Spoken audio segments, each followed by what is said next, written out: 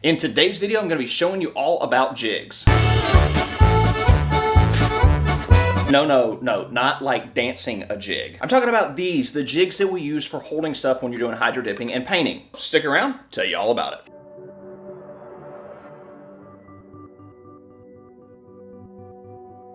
Ladies and gentlemen, big welcome to All Things Fun Hydrographics, and today's video is part of our video series that we call Just the Tip, where we give you guys at home great tips and tricks on how you can become a better DIY hydro dipper. And this video is brought to you in part by One Hit Wonder Paint Company. If you are in the market for some hydro dipping supplies, you want to get your very first hydro dipping kit, this is who we recommend. And if your middle name is Cheapo, then you are in luck, because if you stick around all the way to the end of the video, I will tell you how you can save yourself a little bit of money if you want to shop at One Hit Wonder. But you'll have to wait on that. Let's talk about jigs. Jigs. Let's learn how to make some. So the most important thing that you need to remember about jigs and making jigs for either painting or hydro dipping, that it is 973.11% creativity. There are no hard and fast rules. There are no black and white. There is no anything that says you have to use this in order to paint or hydro dip. All creative. And if you're not creative, I'm going to give you a few ideas of some of the stuff that I use on a regular basis. And if none of those work, then you're going to need to find a really creative friend that can stand with you while you're doing all this stuff and come up with really good ideas. And if you don't have any creative friends, maybe check out like Adult Friend Finder. There should be some creative people there, from what I hear.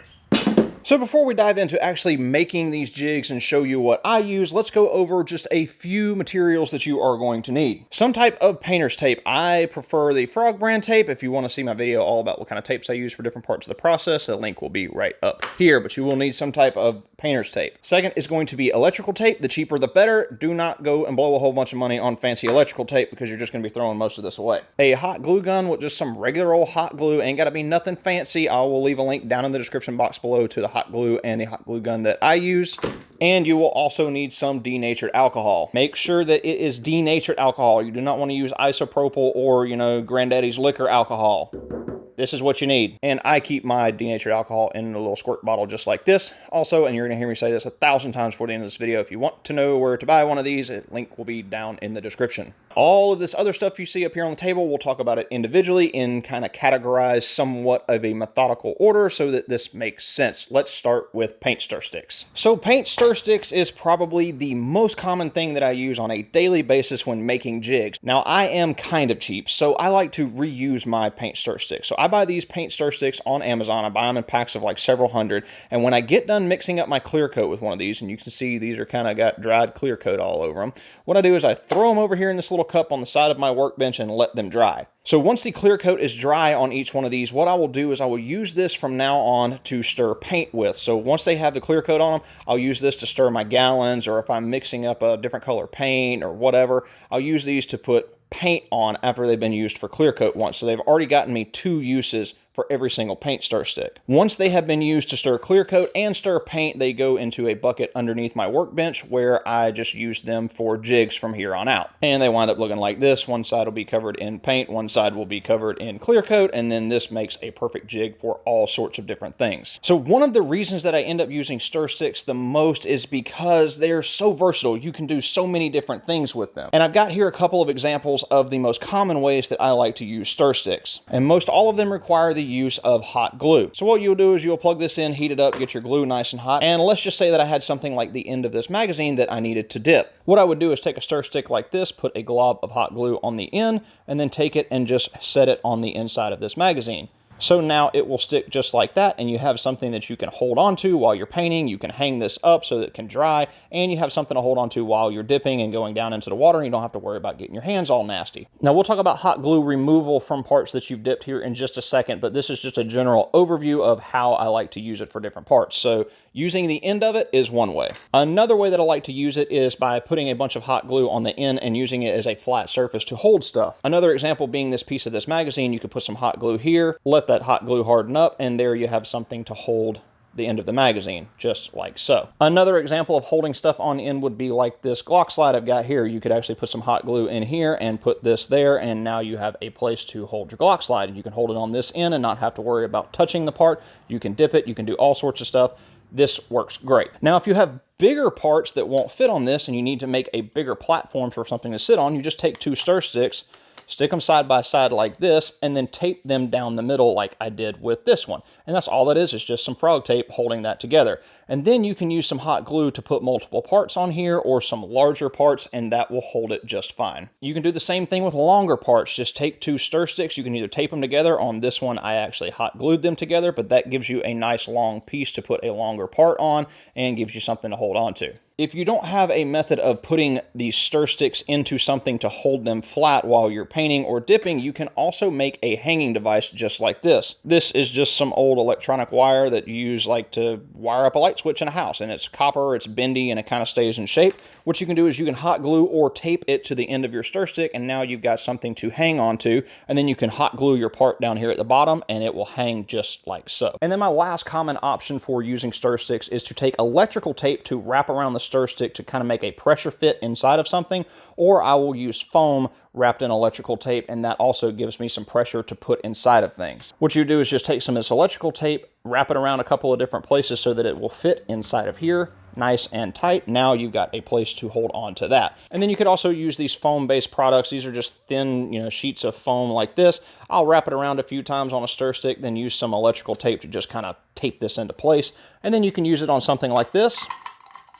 Shove it up inside there, and it gives it a nice, tight, secure fit, and that is how I will hold mags in place. Now, if you have something like one of these type mags where it's got a really large opening and you don't want to waste a whole bunch of time wrapping electrical tape around one of these, you can always just hot glue it. So for this one in particular, what I did was I took a stir stick, I put a whole bunch of hot glue on it, and ran this up inside of there and just set it down and let this dry so that this is nice and secure now. Now that I'm done dipping, it is time to remove this paint stir stick and the hot glue from the inside. Very simple process. Get your denatured alcohol, take you a little denatured alcohol and just squirt it down in there on top of all that hot glue. And the denatured alcohol will remove the hot glue, leaves none inside the magazine. Now I can throw that in the bin, I can use it for something else later on, and this is good to go. And the denatured alcohol is safe to use on painted products like stuff that we hydro dip, so we don't have to worry about it messing up the paint or the clear coat on our hydro dip products. So next up is going to be wood dowels. I buy packs of wood dowels that come with a bunch of different sizes, and I use pretty much all the sizes for different things. Most of the time when I'm using a dowel rod, I need something to go into a round hole, something like this, and what I'll do is I will wrap it in electrical tape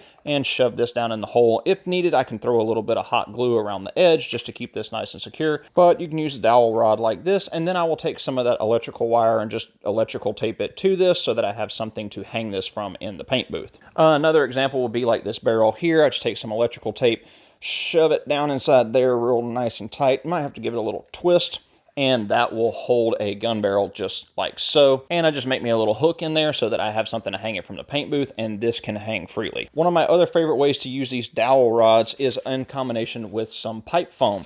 Now this is just the pipe foam that you find at like Lowe's or Home Depot, and it's split down the middle, and this is used for like insulating plumbing pipes and copper pipe and stuff like that. I'll buy it in a couple different sizes and just keep it around because you never know when you might need it for a jig. So what I'll do is I'll take a dowel rod, wrap some of this foam around the outside, and then use some tape like I did on this one to kind of protect it, because if you try to paint this foam by itself, you usually mess it up or make it melt. So if you cover it with the painter's tape, the foam will not disintegrate underneath it, and this will kind of keep it. And you can use these several times. And then like on this one, I took a screw eye, I just drilled a hole in here on the end, and then I can hang stuff from this. Now, most commonly, I use these for things like this little rail. It's got a hole in the middle, and it's kind of large, and it just would not make sense to wrap a whole bunch of electrical tape up to try to get a dowel rod to stick inside there. So I make one of these out of foam, cover it in the painter's tape, and then this will shove inside of there.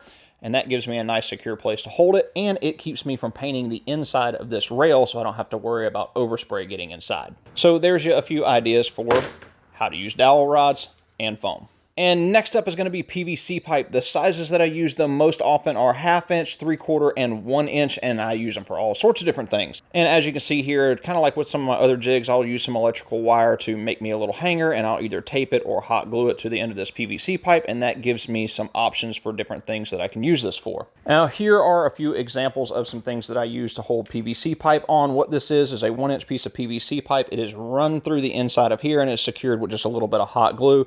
And of course, over here here, I wrapped this in some electrical tape so that I could cover up the threads on this end, and that gives me something nice and secure to hang on to when I'm dipping and painting. And I got a little hook up here so that I can hang this inside the paint booth. Same thing on this rail right here. I just got a piece of PVC pipe wrapped in electrical tape, and I used some extra bits of foam to kind of cover up this end over here. Just take the foam out, and that protects the threads on this side so they don't have to worry about getting paint on them. But fairly simple, just get a little creative, and you can find a lot of really good uses for PVC pipe. And another way that I really like to use PVC pipe is on stocks like this where they have a hole down here in the bottom. What I'll do is I'll take one of these little 90s, stick it right here where that hole comes through. Then I'll take just a regular old wood screw. I'll run the wood screw down through that hole and into this PVC pipe.